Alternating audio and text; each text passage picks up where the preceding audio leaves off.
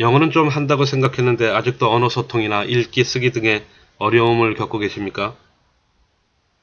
지금까지 영어 실력 향상에 많은 시간을 들였지만 별 효과를 못 보셨습니까? 그런데도 아직 그 문제가 무엇 때문인지 알지도 못한 채 영어를 대하고 계시지는 않습니까?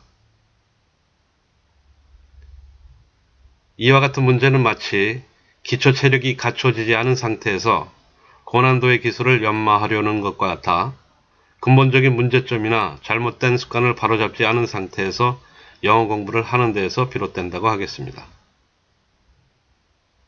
본 강좌를 영어규정 특강이라고 이름한 것은 이와 같은 근본적인 문제점과 습관을 인식 및 교정함으로써 영어를 대하는 올바른 태도를 갖추는 한편 더 나아가서 혼자서도 영어 공부를 효율적으로 해나갈 수 있도록 도움을 드리고자 함입니다.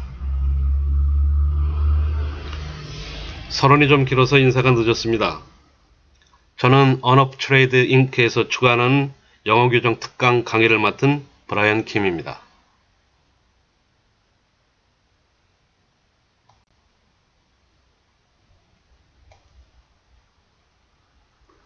본격적인 강의에 들어가기 전에 본 강좌의 교육 내용 대략적인 개관을 한번 살펴보도록 하겠습니다. 먼저 주제는 듣기, 말하기, 읽기, 쓰기 등 영어의 4가지 항목을 개선하는 방안을 마련한 데 있습니다. 구체적인 목표로는 영어를 대하는 태도의 정립, 기존 영어 지식에 대한 재인식, 고정관념과 문제점의 발견을 통한 교정 및 개선 방안 숙지, 핵심 요소의 이해, 그리고 영어에 대한 관심을 재확인하는 한편 독학 방법을 개발하는 데 있습니다.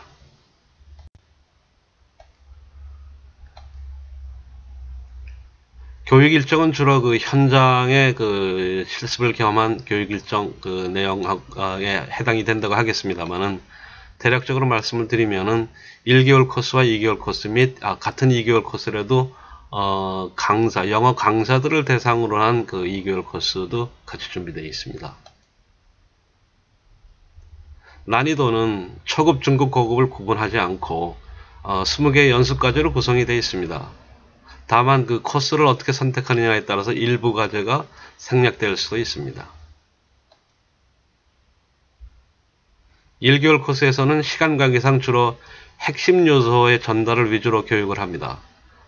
특히 단시간에 핵심 요소만 터득을 하고 후에 독학으로 공부하고자 하는 경우에 이런 1개월 코스를 선택할 수 있겠습니다.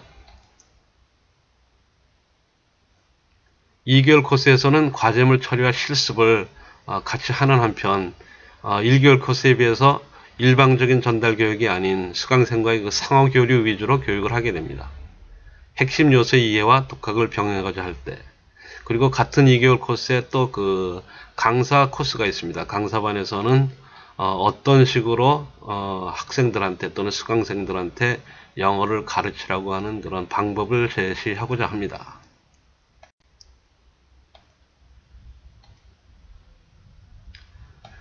네 번째 교육 내용 개요에서 중요한 것은 일단 무엇보다도 영어를 대하는 태도를 정립시키는 데 있습니다. 바로 어린아이가 되자는 것입니다.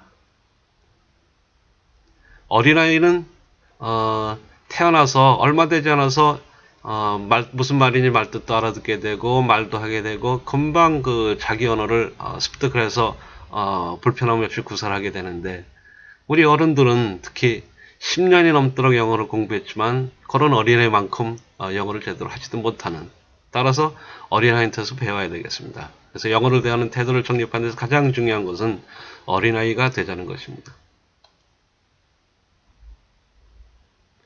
기존 영어에 대한 재인식입니다. 저도 학창시절에 존스에서 존스라고 하는 영문법 학자가 주창한 그런 학교 문법, 소위 스쿨 그래머를 중심으로 한 그런 교육을 교육을 받았습니다. 이 존스의 학교 문법의 문제점이 있는 것은 후에 알았고, 따라서 이 문제점들을 여러분한테 그 알려드리고 고쳐드리고자 하는 게 이제 주로 이제 이 강의의 상당 부분을 차지하고 있습니다. 그 존스 학교 문법에서 얘기했던 것은 하나의 그 이론일 뿐 절대적인 건 아니라는 것입니다. 그래서 여러분들이 절대적이라고 생각했던 것들을 많이 고쳐드리고자 합니다. 그래서 영어에 대한 고정관념을 아마 저랑 같이 강의를 듣는 과정에서 많이 버리시게 되고, 영어를 아주 힘들게 공부하고자 해왔던 그런 강박관념에서 탈피할 수 있도록 도와드리고자 합니다.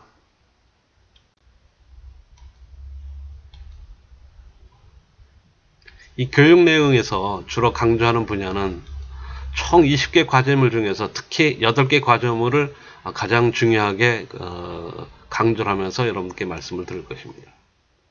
구체적인 예를 들면은 한국인의 문제점을 22가지로 압축을 시켰습니다. 그 리스트가 있는데 그 리스트를 중심으로 여러분들께 말씀을 드릴 거고요.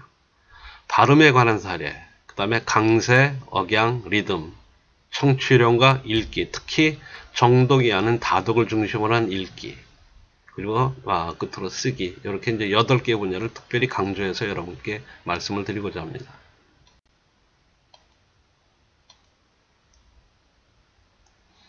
현장에서 수강생들하고 이렇게 강의를 하고 여러 가지 이제 지켜보는 것 중에서 제일 힘든 문제점 중에 하나가, 또 제일 중요한 문제점 중에 하나가 듣기와 말하기 연습에서 발견된 문제점들입니다.